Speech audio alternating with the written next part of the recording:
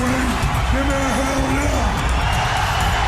Oh, hell yeah. Dignified hell yeah this morning. Good morning. I'm W.B. Ward. Good morning. I'm Chip Douglas. And so I went to Walmart a few days ago. Yes. And I saw the most atrocious demonstration of cruelty to animals. Why is that?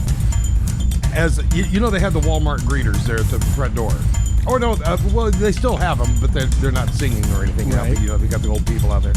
Well, this guy came in, visually impaired. I'm sure he was probably just totally blind.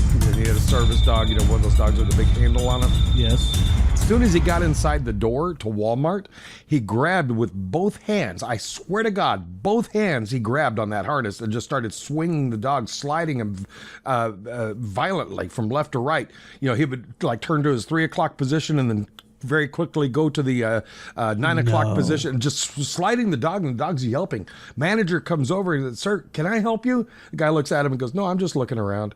Okay, here we are back for another episode. I'm sorry.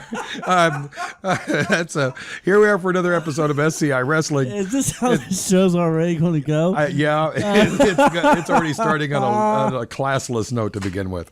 I should have never brought you that donut. I know. Yeah, you brung donuts. Now I'm all hyped up. Looking forward. We've got a guest that's going to be joining us here in just a short while. Yes. The inimitable Chris Plank. Chris Plank. Is that a word? What, Chris Plank? No, I forgot what it was I said. Well, according to Words Daily Almanac, I don't know. Hell, I don't read that crap. Inimitable. You can't imitate him. I know that's what it means. That's true. You can't do that. Chris is about the best in the business. He appears locally in the Tulsa area on a radio station. What's the station again? All right, it's 1430 AM. It's called The Buzz. The Buzz. He's part of the Big Show, which is the local sports station here. And also, he is a sports commentator for Oklahoma Sooners. And a friend of Jim Ross. Okay. But did you hear about the big return from today? No. You haven't? No. You have not heard about the return of? It's the biggest return of all year, and it's okay. It's the Tweet of the Week. Okay. Did you like that build up? Oh yeah, that was cool. Okay. Oh my goodness. It's back once again after a 2-week hiatus. It's the Tweet of the Week, and it's brought to you by WBE Creative Humor. And it's taken off from it's taking Brock Lesnar's little term here into a little bit of a more realistic narrative. Eat, sleep, break the street. Leave TV until the next payday. Yeah, that's about right. Now, you know, that was one of my big complaints about Lesnar being a part-time wrestler. And look at him. He's gone off to We haven't God seen him knows where. since. He's got to come back. I don't get it. I really just don't get it. I tell you, the one thing that mystifies me more than anything is the fact that the WWE willingly does this. Yeah. It's not like they didn't know. Yeah. The guy he has this thing already predetermined. I don't know. Maybe they got it in their head of, hey, we had Taker for the last few years, only working 1 day a year, so maybe we can get by with it with somebody else. And no, Taker's kind of a special case. I don't know. That's a good point, though. On the other side of that coin, not being a Lesnar fan, I don't know if I could take seeing him week after week. So maybe to that extent, it's actually not a real bad idea. He is a good special attraction. Yeah, because I know the rumors that I have heard from backstage are that a lot of the wrestlers do not like wrestling this guy because he's so unpredictable in the ring. And, you know, after Mania, and this was not part of hype, it was not part of the storyline, Taker was injured. He spent the night in the hospital. Oh, yeah. Lesnar, I'm sure as a child, his grade card often read, does not play well with others. He does get a bit rough. You know, he comes from the... what is that called? MMA? Yeah, mixed martial arts. Yeah. Okay. And I don't think he quite grasps the idea of pulling punches. I don't think he quite gets that completely. And I know the guys that work there like Taker, they're just as tough as nails. But you know, they do have the finesse of the business of professional wrestling down. So when you get somebody in the ring who's just a big ox like Lesnar, right, kind of all bets are off. And, That's true. And I have heard a lot of wrestlers say that they don't really care that much to get into the ring with this guy. Well, if you watch every match he's done, Yeah. it's always the same unpredictable way of wrestling, and everyone leaves somewhat injured with some kind of injury, whether it's concussion, cuts, bruises, Broken bones, sprains. It happens every time. Which leads me to a question in professional wrestling in general, and I know this is related mainly to WWE. Whatever happened to the juice matches, to the blood? They can't. Why? Well, it's not really they can't. It all started from the PG era. Okay. And so... Granted, it's a little graphic. Yeah. So they wanted to get rid of the graphic mentality, and because with juicing or cutting, they also known as blading in some regions. Yeah. They referenced all that to like Southern wrestling, and ultimately WWE comes from the North, where that wasn't really a staple like it was down here in the South. Now, I didn't know that because, having been raised in the South, I just thought, okay, everybody should watch pro wrestling and think, wow, I could have had a V8. No. Okay. No. Not like that in the Northeast, huh? And not back when it was like WWE. Right. I'm talking territorial days here, people. Oh, yes. It just wasn't the same. Down here in the South, Memphis, Dallas, Florida. I mean, juicing Mid-South wrestling, juicing was something that was on every show, if not almost every match. More red means more bread. Exactly. That's something I heard a lot. Bill Watts kind of coined that term. Yep. I believe you're right. I believe it did more originate red means in. more green. Well, they said bread because it bread? rhymed. Yeah, it rhymed with red. Oh, So. okay. Yeah, you're right. Mine doesn't rhyme. You be mean means more green. You could use that. But that one came from me. That didn't come from me. But, I don't know. I didn't realize that the juicing was pretty much a regional thing. I didn't realize that. Okay. And I remember watching an episode one time, and I think it was Ric Flair I saw, who voluntarily took I believe it was a beer bottle and smashed it on his head, and it was not a breakaway bottle. And he did that, and his head just burst wide open. Wow. I mean, that borderlines on the idea of being sadistic and sick. But, hey, that's, you got to love your sport. Yes. Yes. And Ric Flair is possibly a good example of being willing to do anything for the art. Do anything for the business and not have any money to show from it. Well, what do you think? You think we should go ahead and give Mr. Plank a call here? Absolutely, let's call him. It's one thing I like about our show. We do this from such a realistic approach. Radio stations and other talk shows and podcasts, they don't actually call the person while they're on the air. They get them lined up and they're standing by. It's just like... Or they'll pause the show. If we don't tell anybody, maybe nobody will notice that this person's on the phone and not in the studio. So we don't care. We just give the guy a call. Yeah, exactly. And I know that's not the reason. If he doesn't pick up the phone, then... Yeah, that's the reason right there. Yeah. Okay, there's his first ring. Let's see if we get his voicemail. Oh, God. What would his voicemail entail? I have no idea.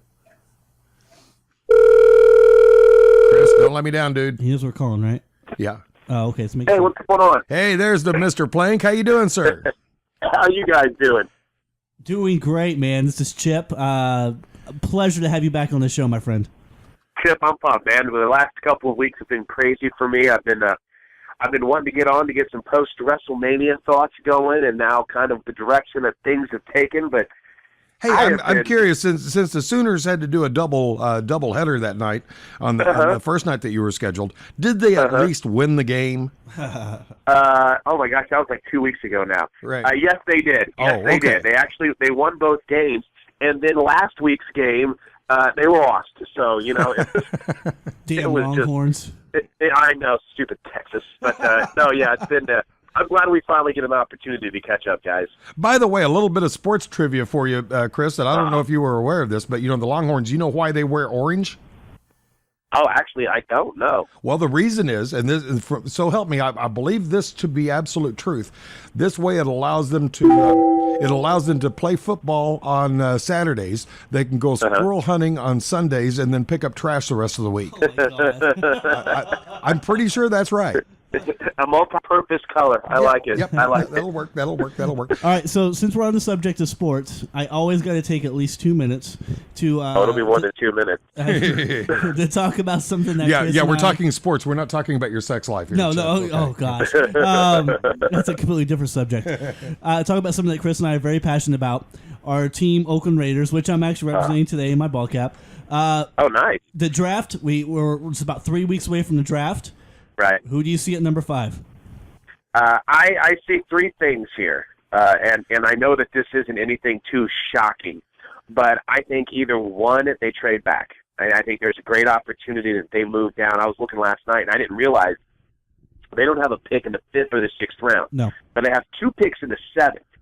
But I know they gave up the 6th rounder for Matt. For Schaub. For Matt Schaub. I keep wanting to say Matt Flynn. Oh, gosh, don't remind me. Oh, yeah, he'd never happened. But I keep hearing about the depth in this draft. So I think Oakland would like to have maybe another 2nd and potentially a 5th and a 6th pick. So it wouldn't surprise me if they traded back. I don't think everyone that's mocking them to take an offensive lineman, I don't think that's going to happen. I don't think they're going to draft Robinson or Matthews. So either they're going to trade back, or I think they're going to draft Khalil Mack because he fits what they do if Clowney's not there. Or I think that they're going to look at the wide receiver and Sammy Watkins or Mike Evans. Again, though, if they can trade back and get a few extra picks, they might wait on a wide receiver because this is supposed to be one of the deepest drafts at wide receiver that we've seen. So I can't wait. I mean, honestly, I'll be honest with you. I can't wait. I've been about as excited for May 8th as an actual sporting event. So I'm pretty pumped to see what they do, and I hate it that they pushed it back because it makes us wait even longer. Yeah, it does. It does. Can I be part of the mock draft for the show? You can have the Raiders. You can have the Raiders pick. Bull crap. Yeah, you can have the Raiders pick. I'll give it up to you. Really? Because then that way you can come on my show and we'll be able to talk wrestling before you make your pick. Oh, perfect. There you go. And we'll be able to promote up the podcast. So that would be awesome. And you know, Chip has the absolute perfect face for radio, so that would be. That's how we ended up here. Okay, you mentioned WrestleMania. Did you get to watch it firsthand, or did you have to watch bits and pieces after the fact? No. I watched it. I watched every minute of it. It's the once a year pay-per-view that my wife kind of allows my obsession to All right. to come to fruition in our living room. Overall, I think WWE, and again, you never know how it's going to play out. I think that they made a mistake by putting the Bray Wyatt-John Cena match early. That, yes, in my opinion, I thought that stole the show. And I've talked about this on my radio show, but I'm legit all in with the Wyatts. I think this is one of the best gimmicks. When it first started, I didn't know. I had no idea. But now that it's played out, now that you've seen the personality of Bray Wyatt and how he handles the mic and how he uses his guys and kind of the storyline with Cena is one that they've used before.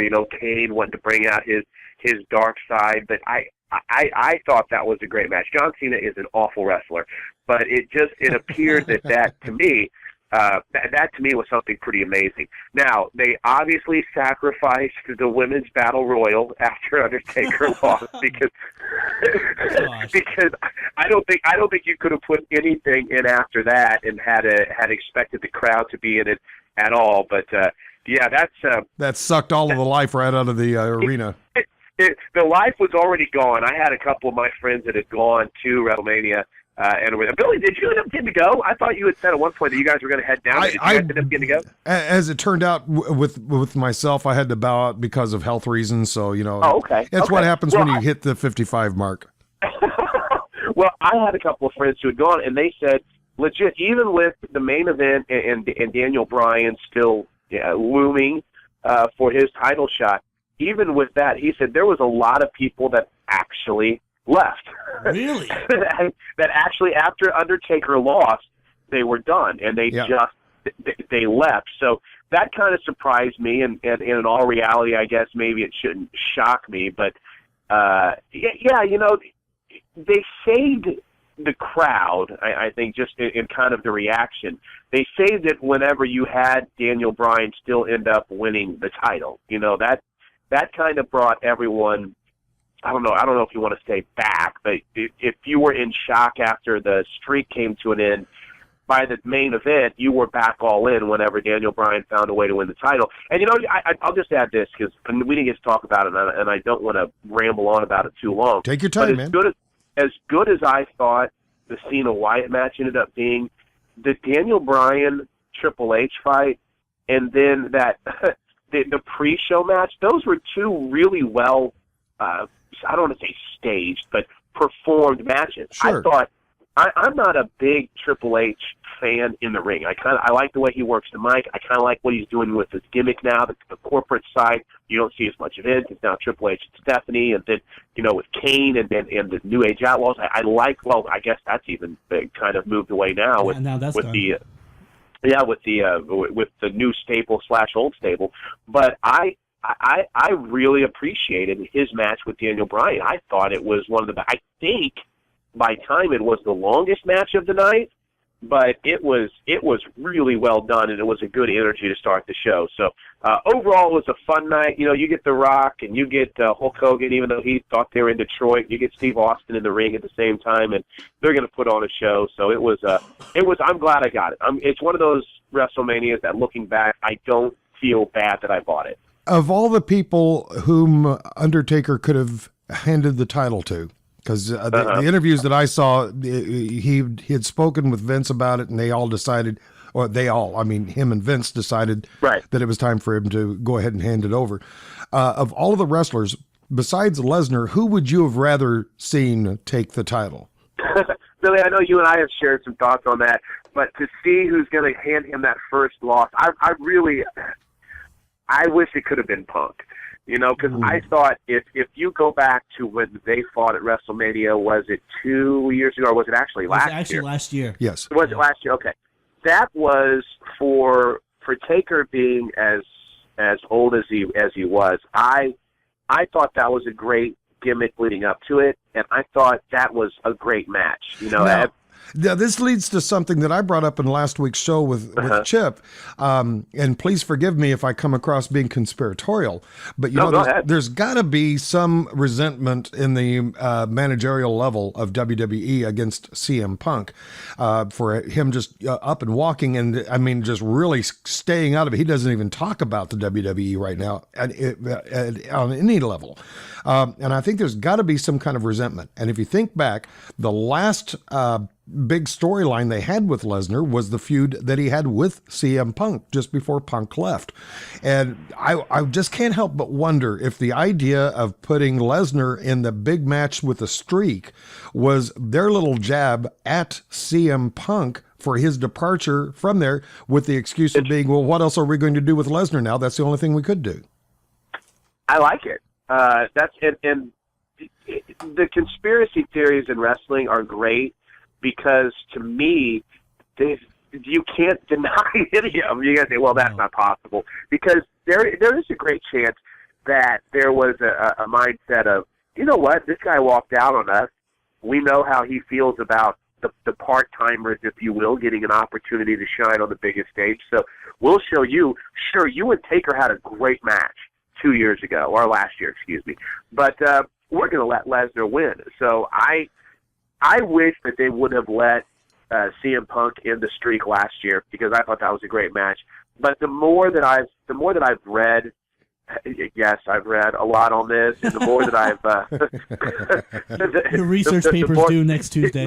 Right, exactly. The more that I've thought about it, the more that I get it. You have a guy in Brock Lesnar who, if you go back to when he was in UFC, there was that moment whenever Taker kind of confronted him after he had left the cage. You want to go? Yeah, and I guess there was some history there with them as friends. So WWE needed a kind of a, for lack of a better term, to reinstill the badass mentality in Brock Lesnar, because it seemed like all he had done in pay-per-views is lose.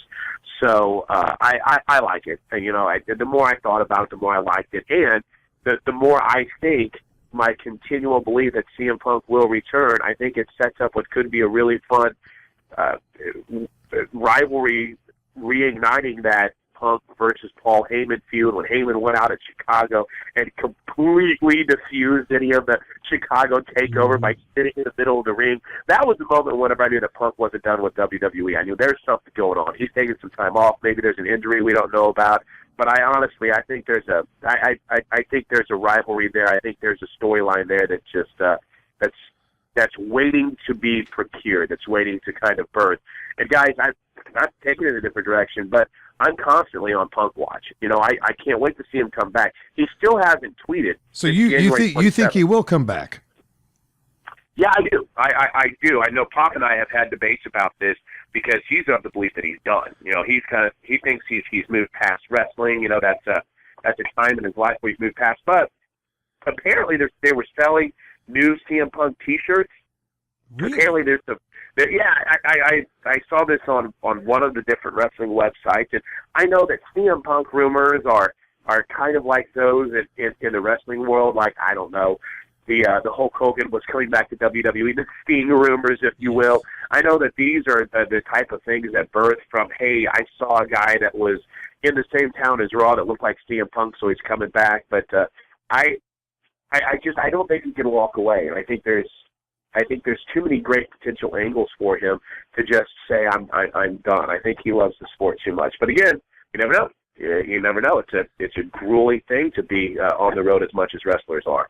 Now, on the event itself, Chip, I know you watched it on the WWE Network. Correct. And Chris, you watched it on the pay-per-view. Yeah. Now, this has been a bit of a running debate between Chip and I over the last couple of months or so. Between the two of you, and by the way, these figures I got right off of WWE's corporate website. Which do you think was the more profitable for WWE? That's a good question. Do you think it was WrestleMania was more profitable on the network or on pay-per-view, or do you think it was too close enough to be a tie? What say you two? Wow, I'll stick with the pay-per-view, even though I do like what they did with pushing people towards the network ship. And that, hey, you buy the WWE Network, you pay $9.99 a month, you get all the pay-per-views for free. I mean, you essentially have, if you buy more than two pay-per-views a year, then your network is paid for. But I'll go ahead and I'll say the pay-per-view. What do you think, Chip? I'm going to say, and I actually don't know the answer to this, but I'm going to say WWE Network just because from a standpoint of, I know just recently DirecTV dropped all WWE pay-per-views from this point forward. Oh, wow. And so from that standpoint, I see it as a profitability type manner, and maybe they didn't have as many buy-ins in WrestleMania as they were expecting. So I'm going to say network from that standpoint. Okay, here's the tail of the tape. Pay-per-view purchases totaled 400,000 homes, and at an average price of $49.95, that represented $19,980 million. Wow. Now, on the WWE Network, which is, as you mentioned, the $9.99 a month, in order to calculate this and compare apples with apples, I took that figure and divided that out by 30 days because we're comparing one event with one event. This means to watch Mania, the people who subscribe to WWE Network paid a mere 33 cents, which represented a total income of only $220,000 for WWE. And that's the value of it. I know that there were some problems, Chip. I haven't had a chance to truly dive into it. And hearing that DirecTV, as a DirecTV subscriber, hearing that DirecTV has dropped the pay-per-views from here on out is disappointing because they had, I'll tell you guys, I mean, you know this, they did a great job of promoting them. You know, if you go on your guide bar, like there might be a time where a couple of weeks I missed a Raw, and then I'm on my guide bar on DirecTV. I'm like, oh my gosh, Table Ladders and Chairs is Sunday night, you know, and they would always promote it. So that's very disappointing. But there is a part of me that says, wait, DirecTV is business savvy. They get it, and they're very geared towards sports fans. Is it possible that DirecTV could be the outlet that WWE Network plants itself upon beyond just the digital component? because there have been talks of, listen, we're going to build this into an actual channel, because right now, Chip, as I understand it, is there constant programming going on the WWE Network? 24/7. Or is it just click and choose? 24/7, okay. There's what they call a second screen that just continually, at 4 in the morning, I've done it, it will have something on.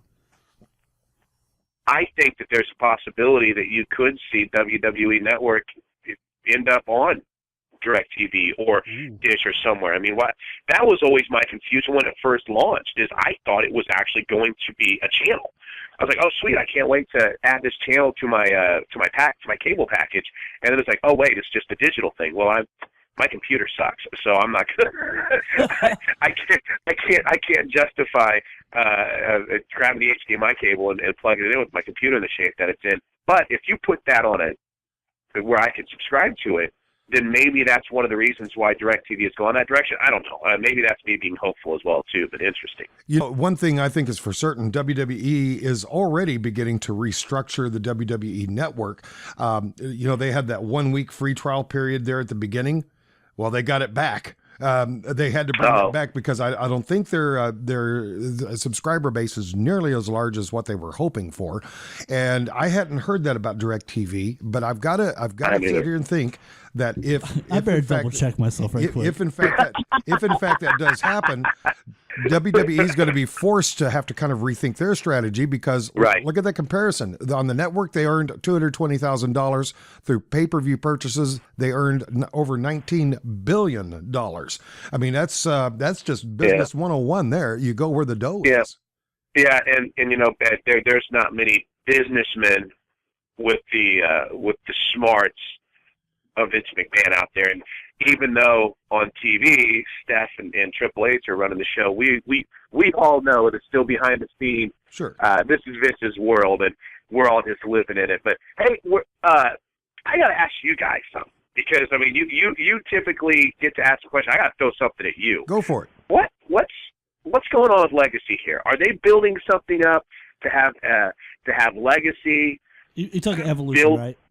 What did I say? Legacy? I'm sorry, Evolution. I always call them that, and I don't know why. Okay, what's going on with Evolution? Are they trying to build something up with the Wyatts? Are they trying to build something up with any of these stables that are out there right now, or is this just going to kind of be how it is? Because I think those guys as heels is great, and it's almost as if they've played off what's happened with Bautista since he's come back. You know, it's like, hey, he's not over with the fans right now. They hate him. Why not build that hate a little bit more? So is this something that's going to stick? Is this something short term? When I saw that happen the Monday after Raw, I just like, okay, where are they going with this right now? Well, unless the tides turn, the rumor I have heard is that they are being used as a subplot to push the Shield. The Shield, okay, all right, that's cool. And that's exactly what it is. And I actually think this was something that was built into the storyline that was going to happen sometime in the future, because what they did not predict was the backlash from Batista winning the Rumble.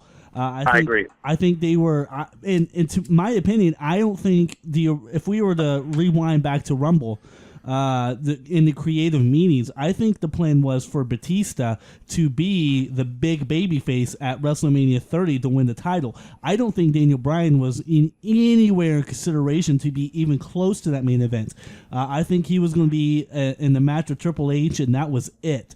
And so with that backlash, I think they just pushed the Evolution reunion just a little bit sooner, and I'm a huge fan of the Shield. I am too. As well as the Wyatts. You know, I'm a big fan of the Wyatts too. Whenever that Letron comes on and he says to town, he says we're here. Oh my gosh! I mean, I pop at home, and I'm not even in that town. But so yeah, I think this is it's a good way to build a Shield up, and I actually do think here in a short term. In the next couple of pay-per-views, I think they will face the Wyatts, and we'll see the Wyatts kind of do like a babyface type gimmick. Because already even though they're facing the WWE's biggest babyface with John Cena, they really get cheered almost as much as John Cena does, depending on the market that they're in. So yeah, that's where I see them going. You know, if you notice that when they were in New Orleans, the Wyatts really were cheered, looking at the culture of New Orleans and the witchcraft and the voodoo that is so prevalent within their culture. That he was a perfect shoe-in on that. I loved it.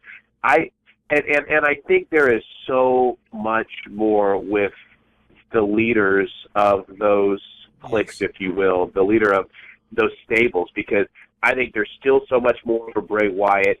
I know that Roman Reigns isn't technically the leader of the Shield, but he's the one of those three that kind of has that it to him, that it factor. Yep. When I watched him in the Rumble, I thought, my gosh, this guy is going to be a star.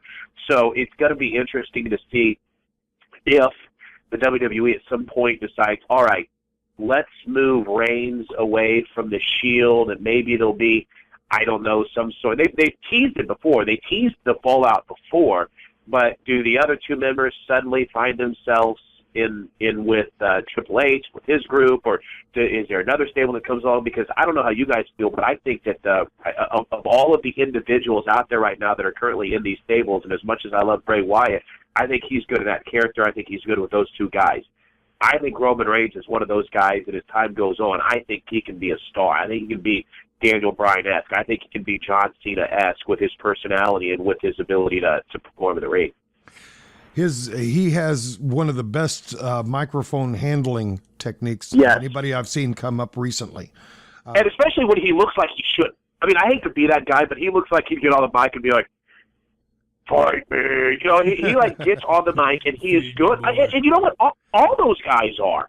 All those guys with the Shield are. I mean, that's really, and I think I've always been one of those that complains about the death of the tag team division in WWE. And obviously, the Usos have infused some energy into that.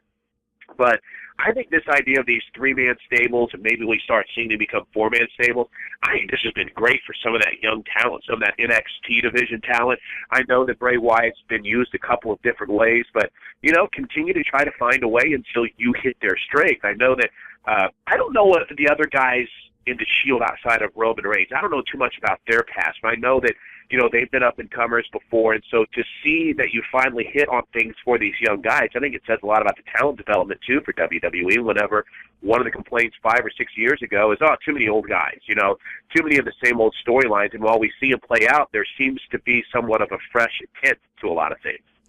Because with the Shield, because when it first came out, Dean Ambrose was the majority leader of the group, and Dean Ambrose and I always call him Tyler Black because that was an independent name, but that's all I can remember him as. Oh my gosh, Seth Rollins? They came from independence, so they were able to build themselves up through independence, go to developmental. Roman Reigns is a perfect example of the Performance Center and NXT talent. Even though he has wrestling in his blood, he has he's Samoan, so he comes from the Samoan background. He's former football player too. Former football player. He must be a Jim Ross recruit. I think so. Let's see here. He's related to the Usos. He's related to The Rock. So as far as the it factor, man, there's not one guy that I could see in WB that has it as much as he does. Maybe besides Bray Wyatt. Bray Wyatt to me, he has that connection to him, just like Roman Reigns does. By the way, do you know who Bray Wyatt's dad is? Isn't it Mike Rotundo? Yes. I just broke the news at WB last week. Man, I just think that's so crazy. IRS. Wyndham Lawrence Rotundo is his actual name. Yes. And then of course everyone was giving him the Husky Harris cheers whenever it first started. Yeah. And then that kind of stopped as soon as they're like, "Wow, this is really, really good." So yeah, Mike Rotundo's kid, man, he's got it. He's got it. And then with these kind of three-man groups that you have, I keep forgetting the word stable, so at some point I'll remember it. But there's so many different ways that you can go with him right now. I hope they don't get lazy in their writing. I hope that in the creativity it continues, because the last thing you need is suddenly John Cena getting brainwashed and joining the Wyatts. The last thing you need is Sting making his return as a member of the Shield. You know, I mean, let's let these guys do their thing, and then let's see exactly what happens. Hey, Billy, what do you think about Sting's return? Does he show back up on Monday? Well, I did see the show Monday. I don't recall them. Did they mention Sting? No. No, not yet. Not yet. Okay. They haven't said anything. Well, this I do know. Is more internet stuff. I do know it's been confirmed that Sting has in fact signed with WWE. Right. And he was featured on WWE Network, by the way. He was. Okay. Was he really? Yes. I think it's a good idea that he's coming back, but I think they're going to have to be kind of careful, with his return, for two reasons. First off, there's almost a clone-like. I don't know. I don't know how to put this and not sound disrespectful, but Go ahead. But it almost kind of sounds like there might be almost a cloning of the Ultimate Warrior and trying to fill the Warrior's void, because the announcement of Sting signing, officially signing with WWE did not come until after Warrior's death, and I'm hoping that this is not the case of here's a legend who has now left us really unexpectedly. We need to fill this up because we were going to be using this guy. Now we have no place for him. I'm hoping that this is not going to be just a fill-in for that. Have you guys, WB, Chip, have you guys watched TNA or Impact when Sting wrestled? Have you seen him wrestle recently? Oh, yes, I have. Okay, so you know. Yeah. I mean, he's just not, he's not the same. He's awful. Yeah. And I love Sting. You know, I grew up with Sting on, I guess it was Saturday nights, whenever he'd be going at it with Ric Flair and the guys, and then he made his push to WCW. And, you know, I guess one of these days we have to sit down and have a debate about the great gimmicks in wrestling, because if NWO and the shock factor of Hulk Hogan being the guy that dropped at the leg, if NWO is up there at number one with one of the great gimmicks, then Sting's return to save WCW and the whole Crow gimmick when it first started, that was awesome. You know, that looking back was awesome. But that was also, 1995? You know, so I think sometimes we get caught up. I'll use a sports analogy. There is this thought whenever you're looking for a coach, whenever teams are looking for a football coach. I'll just use football. I'll use Jimmy Johnson as an example. They remember just the greatness. Jimmy Johnson was a great coach for the Cowboys, won Super Bowls, then he left to do some TV. Well, the longer he's away from the game, the more people seem to kind of reminisce about his greatness, and then whenever he comes back, he fails in Miami. You know, we always remember the great times like the Cowboys times. We never remember the failures like Miami. Everyone right now, John Gruden's got to come back and be a head coach again. John Gruden was great. John Gruden took the Raiders to the playoffs, won a Super Bowl with Tampa Bay, but he was basically fired because his teams leveled off and were mediocre. But yet we kind of romanticize those times of greatness the longer they're away. Sting was great whenever we were all in our 20s. But, you know, I'm in my late 30s now. You know, that was almost 20 years ago. This isn't the same Sting, and I get it that we want a little piece of our childhood back. But, guys, he looked awful. He didn't even take his shirt off in some of the matches that I watched him wrestle. So right. I'm kind of like you, Billy. Maybe there's some cynicism in it. I don't want them to just be doing this because, we got to have someone fill in that void that we were going to try to use Ultimate Warrior in a little bit. But, I mean, I hope we're not expecting anything too amazing because this guy hasn't been all that great over the last couple of years. All I can say is watch the face paint, because if he does come back and the face paint in any way, shape, or form resembles that of Warrior, then that's going to be the telltale right there. I agree. Yeah, I agree. So what an interesting week it's been, or a couple of weeks now for WWE, because you had that great moment with the Hall of Fame induction with Warrior. Then on Sunday, you had him introduce to the crowd. That speech on Monday now is so eerie when you look back on it. Isn't it though? Yeah. We actually on our show, we had talked to Warrior guys 3 years ago, I think. There was an OU football player named Tom Ward that wore the ties around his arm, and he said he did it because Brent Venables, the defensive coordinator at the time, had used the Ultimate Warrior videos as a way to fire up his guys. And we were listening to that interview the other day, and it was eerie to hear him talk about death even then, you know. So it was weird to see that play out, and then, you know, now to kind of see storylines up in the air. We're seeing possibly returning what's going on with CM Punk. It's a pretty exciting time right now in WWE, and I'm intrigued to see how it plays out. I think we're definitely into a whole new chapter of the WWE with that combined with the internal wrestling match that they're having, if you'll forgive the allusion, the internal match that they're having with the WWE network itself as to whether or not, okay, is this thing working here for us or not? It's working great for me. It's just, I'm just wondering, gosh, I don't know. With the network, I don't see a bright future for it. I really don't. Well, I don't think I'll agree with you. I think among wrestling fans, it's always going to be a hit. Is it going to be the NFL Network for WWE? I don't know. I don't know if suddenly we're going to be clicking around. I hope so. And channel 252 on my DirecTV is the WWE Network. I don't know. But hey, this is a great debate tonight, and I know we've gone long. I'm sorry if I'm. No, if I'm dragging dude, you're doing fine. You're doing great. Are you guys all in on Cesaro? We are. Oh, absolutely. I mean, okay. Cesaro, because I know him from Ring of Honor, where he was a incredible wrestler there. He teamed up with Chris Hero, who was recently dropped from WWE Developmental. But yeah. I mean, when he came out with Paul Heyman as his new Paul Heyman guy advocate, I think that was brilliant. I think it's well done. I see him main eventing SummerSlam this summer against Daniel Bryan. That's my prediction. I think that they're trying to make him a heel. I don't think he is. Oh, no. Yeah, I think there's certain guys that WWE, you talked about it with the Wyatts in New Orleans, and we've seen it with, now the Shield are kind of kayfabe now. They're kind of baby faces, but when there's certain people that you want painted, if you're the storyline guys, if you're the writers, get a certain spot that it's just not going to get there. And I think with his swing that he started, and now with his fallout with Jacob Hager, I think that I think this guy has star potential. Now I can't sell him to Pop. Pop's not all in on him, but the more that I watch he's him, not? yeah, no, he's Who not. is he's he not on? Who is he in on? The Last Matadores? No, I think right now we didn't get to talk about it a lot. He likes the Wyatts a lot, but for some reason, when Cesaro comes out, I'm wowed at his technical ability, and that's where he's like a throwback to me.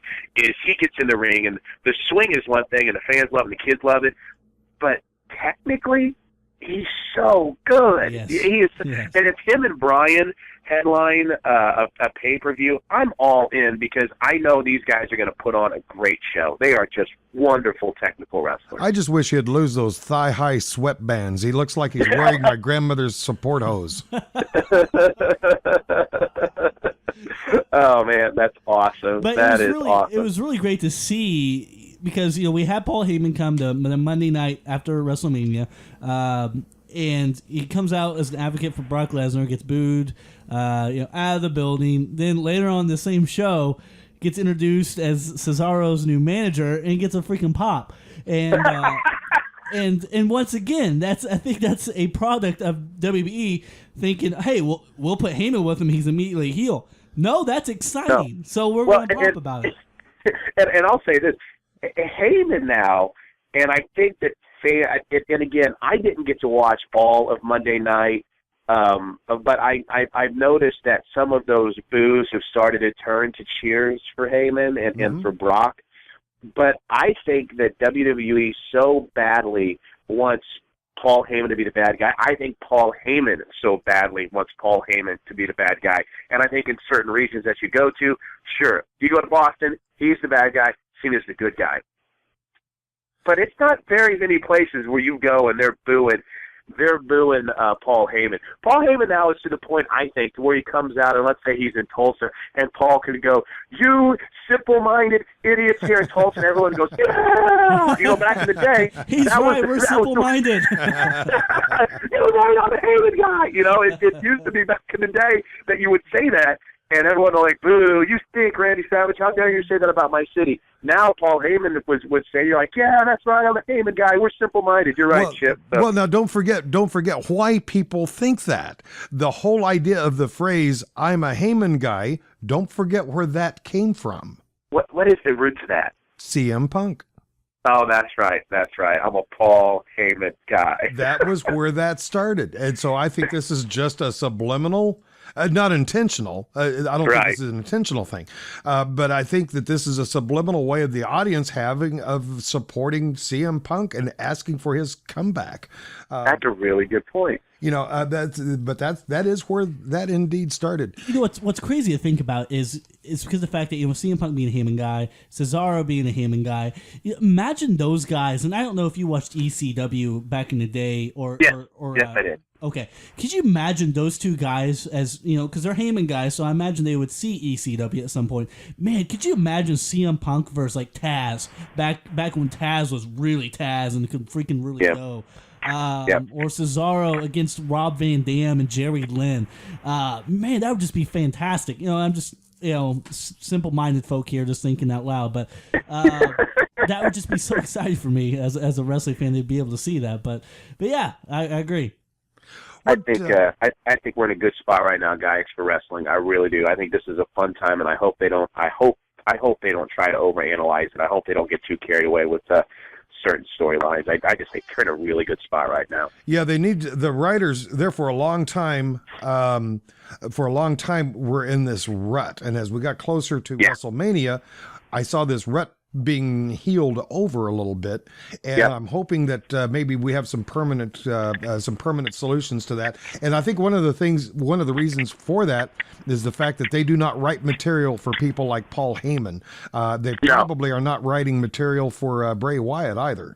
No, because those are the bright shining examples of where all of a sudden the entertainment value just goes right through the ceiling. So I think you give them an idea, WB. You say, hey, here's the direction we would like for you to go.